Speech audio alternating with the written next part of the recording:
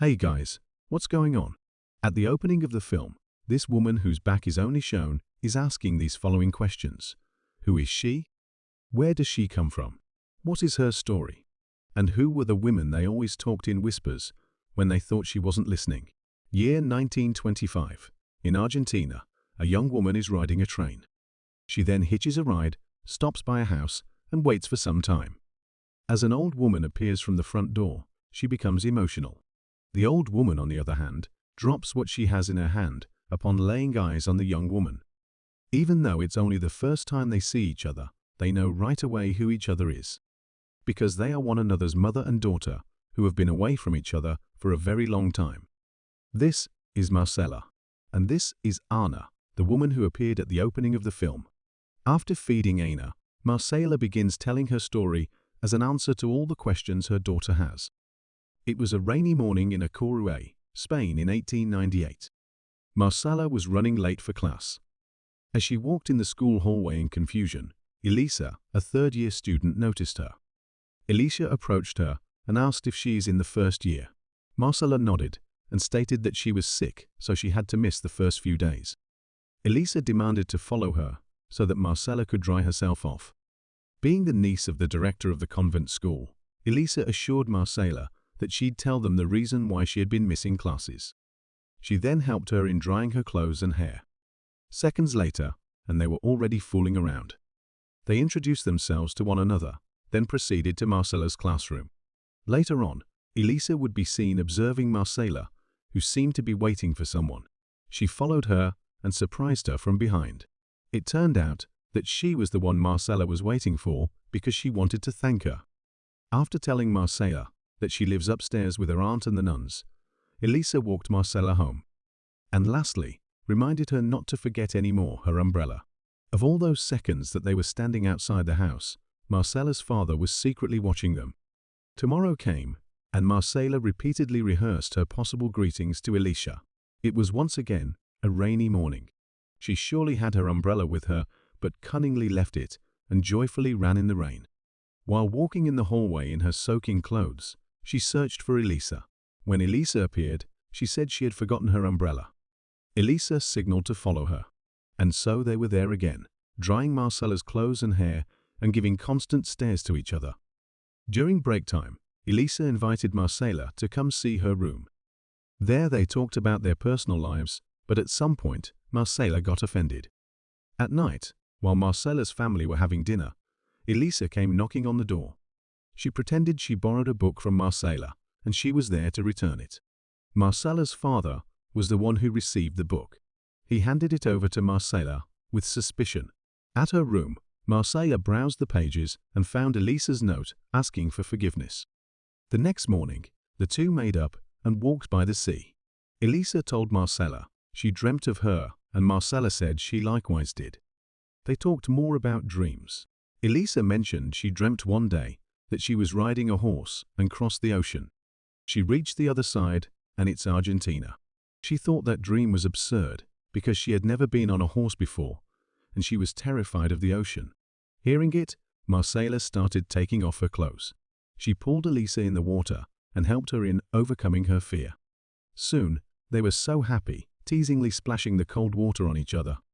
After their play, Elisa has again walked Marcella home. Marcella bid goodbye and was about to enter the house, but Elisa stopped her. Elisa said if she was to die at that very moment, her day with Marcella by the sea would be the happiest of her life. Marcella smiled, kissed her on the cheek, and whispered that someday she would get her the horse. As soon as Marcella stepped inside the house, she was slapped by her father. In the morning, she was told by him to put her book away and not to go to school. When she asked why, he replied that her mother is not feeling well, so she needs to stay with her. Her mother denied being sick, but her father still insisted. At school, when Elisa did not see Marcella in her classroom, she came to her house and knocked on the window. Marcella had secretly let her in and led her into her room. They stayed there quietly, only looking at each other's faces. Soon, Elisa touched Marcella's mole in the neck, then pointed out hers. She said she has moles all over her body. Marcella asked if maybe one day she could show those to her. Elisa smiled, shook her head, but then nodded.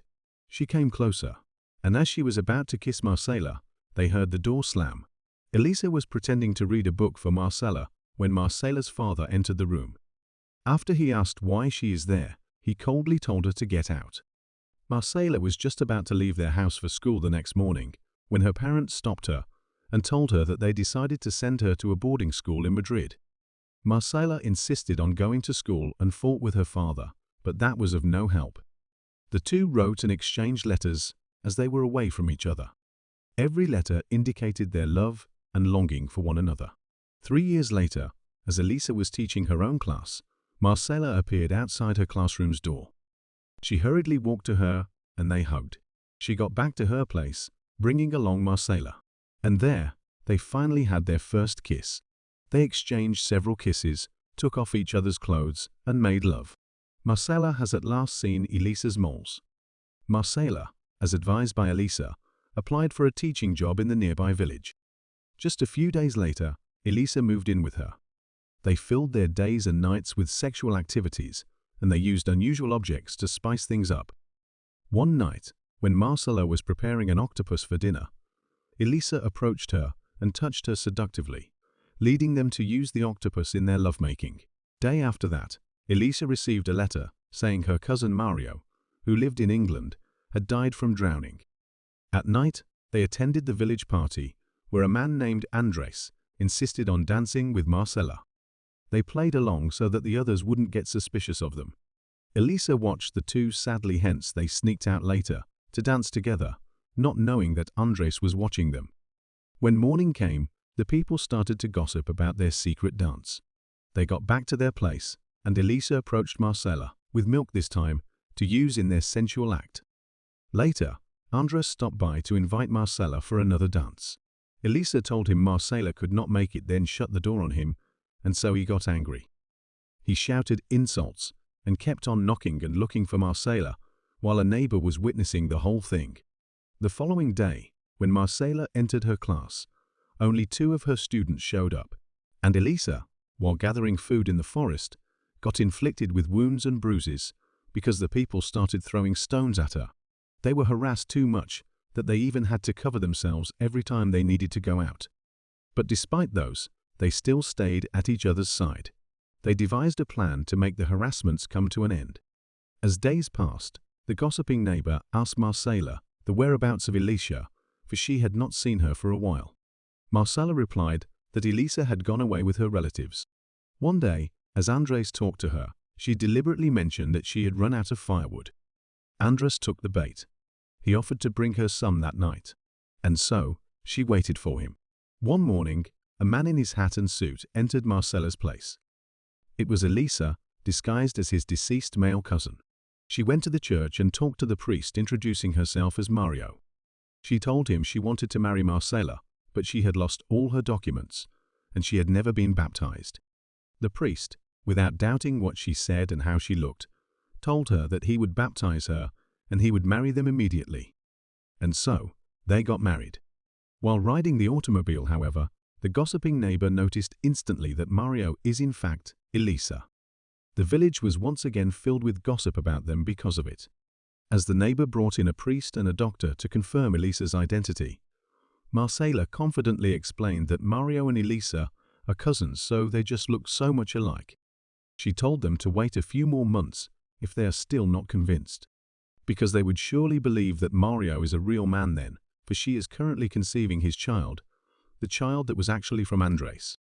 People rallied and threw rocks at them, not believing any of Marcella's explanations. Elisa was called in by the priest who married them. She immediately denied the so-called accusations, thinking that the priest was only going to talk to her, not expecting that it was actually a trap. After she was captured by the authority and was examined by the doctor, she and Marcella became the front page of the newspapers, a marriage without a man. They left for Portugal that night, and luckily, the police did not question their papers. A few months later, Marcella's stomach had gotten bigger. She worked as a kitchen helper, and Elisa worked in a tailor shop. But one day, police officers came knocking on their door to arrest them. Marcella was sent to a female prison block, while Elisa was sent for questioning at the warden's office. The warden was holding in his hand a warrant from the court of Akuru. He read it to Elisa. Elisa still denied the accusations and insisted she is Mario, but the warden told her to stop her nonsense. The warden meant no harm to them. In fact, he was only worried of what would happen to her if she was put in the same cell with all the men. All those while, Marcela was welcomed nicely by her cellmates. Elisa asked what they were accused of, and so the warden cited everything to her. He said that her friend is wanted as an accomplice, and so Elisa swore to him that Marcela is innocent and is soon going to have a child. The warden was stunned. He told Elisa to put on a dress, and he assured her that she would be taken to the women's block where Marcela is. Elisa sighed in relief. She thanked the warden and told him that he is a good man. The two reunited and hugged each other tight. They were photographed, and their story appeared in Portugal's newspapers. Soon, people started visiting their prison, dropping off gifts. The time for Marcela's labor came. She gave birth to a baby girl, and they named her Anna. Meanwhile, the warden talked to the governor and told him that if they hand the two over to the Spanish authorities, they would be sentenced to a maximum of 20 years in prison. The governor asked him not to keep it from happening. Back at the cell, Anna was crying non-stop, so Elisa asked Marcela to let her calm the baby down. Marcela pulled the baby away from her. As it turned out, Anna was burning up, but Marcela was just acting ignorant about it. It seemed that she was trying to get rid of her child. Elisa hurriedly called the doctor. The doctor diagnosed Anna of pneumonia. He then told Flora, the nurse, that the baby will die if they do not get her fever down quickly. Flora, therefore, offered to bring them to her house. She put them in a bathtub of cold water, then took good care of them. Flora was then revealed as the wife of the warden. Elisa could not express how grateful she is to the couple. She asked them if they have children. Flora answered no. Since the warden could not hold the two of them in the prison any longer, and they would be deported once released, the warden suggested a plan for them to get away. As they were packing their belongings, getting ready to leave, Elisa looked for Anna. Marcela said Anna is with Flora because she asked her to watch her child until they got ready. Elisa showed her excitement, saying they'll never have to set foot in that cell again, to which Marcela replied that it was not so bad in there. She said it was worse outside, where they were circus freaks and where there was no escape for them. Elisa, in dismay, responded that that was why she was Mario and why they were married. And why I had my daughter, Marcela interrupted. Elisa coaxed her and said that she'll understand if she will choose to stay there with her daughter. Marcela got angry, for Elisa couldn't grasp that she is leaving Anna behind. And she really left her child to the good couple. She did not say a word before leaving, so Flora asked Elisa to tell her that they would make sure the child knows who her mother is. They bid farewell.